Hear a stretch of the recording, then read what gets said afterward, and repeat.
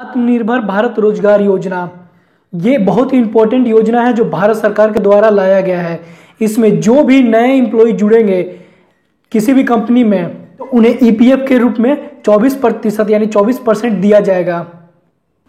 यानी जो भी लॉकडाउन के दौरान नौकरी गई है या फिर जो लॉकडाउन में जिनके भी नौकरी नया मिला है उन सभी को इसमें बेनिफिट दिया जाएगा। तो ऐसे बहुत सी जानकारी है जो इस वीडियो में मिलने वाला है। तो अगर आप मेरे इस चैनल प्योर कॉन्सेप्ट क्लास में नए हो तो सब्सक्राइब कर लीजिएगा। मेरा नाम शशि रंजन है। तो आगे बढ़ते हैं इस वीडियो में।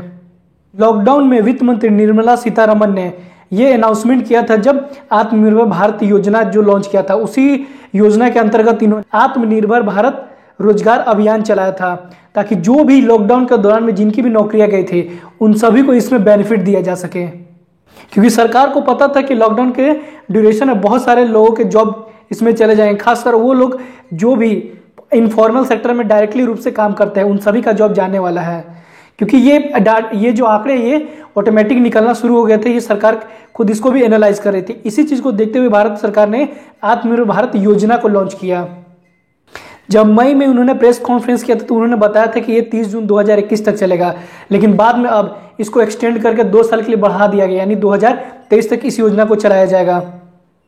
तो अब इसका पूरे अच्छे से डिटेल जानते हैं। यानी आत्मनिर्भर भारत रोजगार योजना की शुरुआत 12 नवंबर 2020 को वित्त मंत्री निर्मला सीतारमण ने किया और इस योजना को आधिकारिक कैबिनेट मंजूरी मिलने के बाद भारत के श्रम मंत्री संतोष कुमार गंगवार ने इसे आधिकारिक जानकारी दी।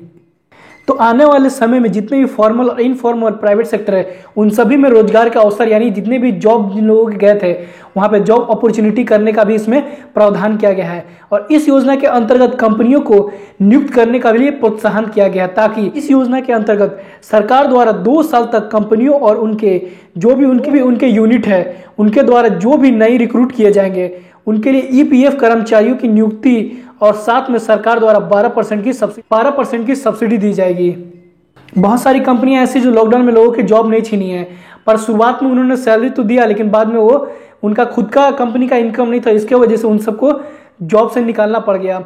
तो अब जो भी अगर नया रिक्रूट करेंगे यानी इस नियम के अनुसार उन सभी को सरकार की तरफ से 12% की सब्सिडी दी जाएगी। यानी इस योजना के लिए केंद्र सरकार ने 1585 करोड़ रुपए की मौजूदा वित्तीय वर्ष यानी 2020 से 2021 तक की इसमें मंजूरी दी है। और इसके अलावा इस योजना को पूरी अवधि जो कि 2020 से लेकर 2023 तक चलेगा उसके लिए 22,810 करोड़ रुपए की इसमें मंजूरी दी गई है, जो कि बहुत बड़ा अमाउंट है। तो आने वाले जितने भी नए एम्प्लॉइज जुड़ेंगे यानी ईपीएफ उनका अकाउंट खुलेगा उन सभी को इस योजना के अंतर्गत जो 22,810 करोड़ ये उन्हें जो भी नए कर्मचारी जुड़ेंगे उन्हें डायरेक्ट उनके अकाउंट में ये चीज बेनिफिट दिया जाएगा।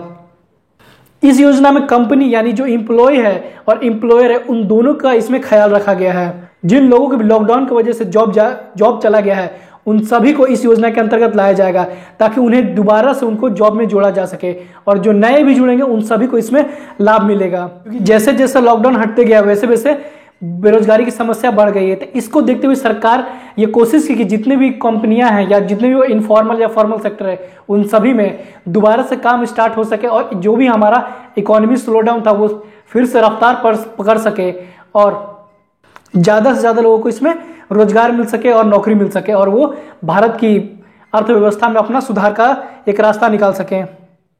क्योंकि हमने देखा लॉकडाउन में भारत का जो जीडीपी था वो दुनिया मतलब अब तक का सबसे निचला स्तर पर पहुंच गया था। इसी को सुधार करने के लिए ये किया गया ताकि आने वाले समय में भारत का जो जीडीपी है उसमें कुछ पॉजिटिव आ सके। और इसके अच्छे संकेत भी दिखने लगे हैं। जो हमारा अभी तक का जीडीपी है उसमें काफी सुधार होना शुरू हो गया है। तो और आगे इन सभी चीजों को देखते हुए और सुधार होने का संभावना किया जा सकता है। और इस योजना के माध्यम से 58.5 यानी 58.5 लाख कर्मचारी तक ये सीधे लाभ पहुंचेगा। यानी जिन्होंने 1 अक्टूबर 2020 से 30 जून 2021 के बीच में नौकरी ज्वाइन किया है। क्योंकि केंद्र सरकार 1585 करोड़ इस वित्तीय वर्ष यानी 2020 से लेकर 2021 में मंजूरी दे चुकी है। तो अब हम जानते हैं इस योजना का उद्देश्य क्या है, यानी इस योजना जो लाया भारत सरकार ने इसका पर्पस क्या है। इस योजना के अंतर्गत कंपनियां जो लॉकडाउन के दौरान जिन्होंने नौकरी से निकाले गए कर्मचारी को अगर वापस लेती है तो उन्हें 12% से लेकर 24% तक ईपीएफ द्वारा वेतन सब्सिडी प्रदान किया जाएगा। यानी जो ईपीएफ का दर रखा गया है वो 12% से लेकर 24% रखा गया है। ये सैलरी बेस पे बताया गया है। यानी सरकार द्वारा कर्मचारी भविष्य निधि संगठन के जरिए यानी ईपीएफओ के जरिए अगले 2 साल में 10 लाख नौकरियां जनरेट करने का इसमें टारगेट रखा गया है। यानी जो भी इंप्लॉय कंपनी से जुड़ेंगे उन्हें उनकी इनकम पर 12% से लेकर 24% तक ईपीएफ अकाउंट में जमा होगा। और इस योजना के अंतर्गत जो भी न्यू एम्प्लॉय जुड़ेंगे उनका अगर वेतन यानी उनका जो इनकम होगा अगर 15,000 से कम होगा तो उन्हें 24% से ईपीएफ अकाउंट में जमा किया जाएगा। और जिनका 15,000 रुपये से ज़्यादा उनका आय होगा उन्हें 12% दर से ईपीएफ अकाउंट में जमा किया जाएगा। यानी लॉकडाउन की वजह से जिनका भी नौकरी चला गया तो उन्हें अगर 15,000 से कम इनकम होता तो 24% से, और जिनका 15,000 से ज़्यादा उन्हें 12% से ईपीएफ अकाउंट में दिया जाएगा। तो अब जानते हैं हम योजना के बेनिफिट्स, यानी इस योजना का बेनिफिट्स क्या है। यानी इस योजना के अंतर्गत जो भी संस्थान यानी जो भी कंपनी है या इंस्टीट्यूट है यानी जो भी अपने कर्मचारी की क्षमता 1,000 से कम है तो उस कंपनी के कर्मचारियों का वेतन के अनुसार उनके हिस्से का 12% और काम देने वाले कंपनी का हिस्सा 12% जो 24% वो केंद्र सरकार द्वारा भविष्य निधि में ईपीएफ अकाउंट के जरिए उन्हें जमा कराया जाएगा। और साथ में अगर जिस कंपनी के कर्मचारी की क्षमता 1,000 से अधिक है तो इस कंपनी के जो भी कार्यरत कर्मचारी यानी जो भी है और जो नए जुड़ेंगे उन्हें वेतन के अनुसार कर्मचारियों का हिस्से का 12% केंद्र सरकार द्वारा ही भविष्य निधि यानी ईपीएफ अकाउंट में दिया जाएगा। और यही चीज लॉकडाउन के दौरान वित्त मंत्री निर्मला सीतारमण ने आत्मनिर्भर भारत अभियान के दौरान भी यही चीज को कहा था। लेकिन इस योजना के अंतर्गत उन सभी को इसमें लाभ दिया जाएगा, यानी इस योजना में उन सभी कंपनियों को इसमें बेनिफिट दिया जाएगा। आत्मनिर्भर भारत रोजगार योजना केंद्र सरकार द्वारा अगले 2 वर्ष तक दिया जाएगा, जिसमें इस योजना के अंतर्गत कर्मचारी और कंपनी दोनों को लाभ प्रदान किया जाएगा। जिस कहने का मतलब यह है कि जो एम्प्लॉय नया जुड़ेंगे उन्हें तो बेनिफिट होगा ही होगा, और साथ में उन सभी कंपनियां जो उन्हें नए रोजगार देंगे यानी नई जॉब देंगे उनको भी इसमें बेनिफिट दिया गया है, क्योंकि 12% इसमें सरकार सब्सिडी के रूप में जो भी न्यू एम्प्लॉय उन्हें डायरेक्ट उनके ईपीएफ अकाउंट में जमा कराया जाएगा। जो भी कंपनी ईपीएफओ में रजिस्टर्ड कंपनी है अगर नए रोजगार के अवसर प्रदान करता है तो उस कंपनी को इस योजना के अंतर्गत बेनिफिट दिया जाएगा। यानी उन्हीं कंपनियों को इसमें बेनिफिट दिया जाएगा जो कंपनियां ईपीएफओ में रजिस्टर्ड है, और जो रजिस्टर्ड नहीं है उनको इसमें कोई लाभ नहीं दिया जाएगा, इसमें कोई भी बेनिफिट नहीं दिया जाएगा। अगर कोई भी कंपनी है वो अगर ईपीएफ अकाउंट से अपने आप को जोड़ लेता तो उन्हें डायरेक्ट ये चीज जो सरकार आत्मनिर्भर भारत रोजगार योजना लाया है उसमें उनको ही लाभ दिया जाएगा। जो भी कंपनियां जिनके कर्मचारी की कैपेसिटी 50 से कम है, 50 कैपेसिटी वाला जो कंपनी है उसको मिनिमम 2 लोगों को नया जॉब देने की इसमें बात कही गई है। और साथ में अगर जो कंपनी की 50 से अधिक संख्या है यानी उसमें कर्मचारियों की संख्या 50 से ज़्यादा है वो मिनिमम 5 लोगों को नया रोजगार दे सकता है। और उन सभी जो भी 5 लोग से ज़्यादा नए रोजगार देंगे उनको ईपीएफओ के अंतर्गत उन्हें के भी रजिस्टर्ड किया जाएगा उन नए एम्प्लॉय को, और उनको इस योजना के अंतर्गत बेनिफिट दिया जाएगा। जो भी कंपनी या इंडस्ट्री, यानी कहने का मतलब यह है कि जिस भी कंपनी और इंडस्ट्री में मान लीजिए जो भी एमएसएमई है यानी छोटे छोटे कंपनियां होती हैं या बड़े कंपनी होती है या फिर मीडियम कंपनियां होती है, यानी जिनमें अगर 50 की क्षमता वाले जो कंपनी यानी 50 एम्प्लॉय वाले क्षमता वाला कंपनी को उनको कहा गया कि वो मिनिममली 2 लोग को रोजगार दे यानी 2 से ज़्यादा रोजगार दे सकते हैं। और जिनका 50 कर्मचारी से ज़्यादा क्षमता है तो वो मिनिमम 5 लोगों को कम से कम ये न्यू जॉब क्रिएट करे, ताकि जो भी लॉकडाउन के ड्यूरेशन में जो जॉब गए हैं उन सबको इसमें जोड़ा जा सके और उन्हें ईपीएफ अकाउंट से डायरेक्ट बेनिफिट दिया जाए। भारत सरकार ने कई एमएसएमई के लिए अलग से इस योजना के अंतर्गत और बहुत सारी योजनाएं लाई हैं आत्मनिर्भर भारत में, उन सभी को एमएसएमई सेक्टर को भी बूस्ट मिल सके इसके लिए भी बहुत सारी योजनाएं आत्मनिर्भर भारत योजना में दिया गया है। जितने भी स्मॉल बिजनेसेस हैं या मीडियम बिजनेसेस है उन सभी को इसमें बूस्ट मिलेगा ताकि वो नए से नए कर्मचारियों को जोड़ सके। और ये आत्मनिर्भर भारत योजना का लाने का ही यही उद्देश्य है कि ज़्यादा से ज़्यादा लोगों को नया नौकरी या नया रोजगार दिया जा सके।